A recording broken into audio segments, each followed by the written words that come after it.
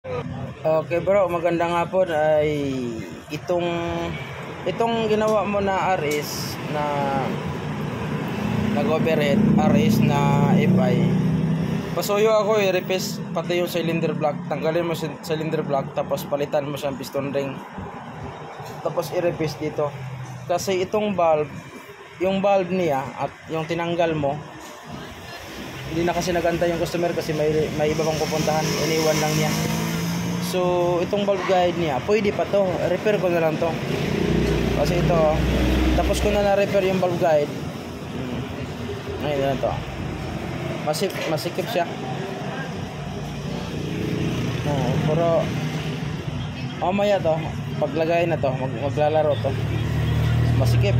Okay. Kabila. Ayan, smooth lang siya. Wala nang gap dito. Mamaya to pagkatapos kong kabit na dito, medyo ano na. Tapos ito naman mayroon ako sample dito, kayo mga sample ng mga bagong genuine na valve seal. Isang valve seal niya, sinusukat ko dito. Pit na pit po. Pit na pit pang valve seal. Tapos paglalagay natin, wala pang singaw, walang kasingaw-singaw bro. Walang kasingaw-singaw. So sinukat ko rin dito, nasa ilang mm yun.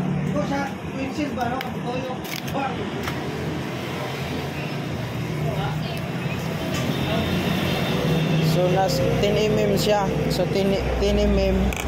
Pagdating naman dito sa sukat, susukatin natin dito naman. Pagdating sa sukat naman dito,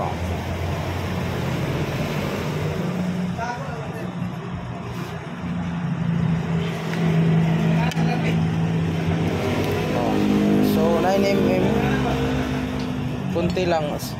So pagpasok nito, ano kasi may expand kasi yun pagpasok, kaya pit na pit yan. Wala ditong problema. Sayang kasi itong valve guide, at saka wala tayong maibiling valve guide nitong pang Inis RS 200. So repair natin to.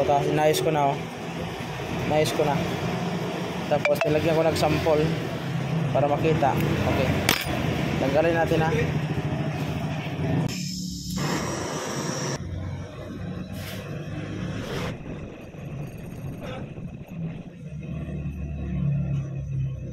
Okay.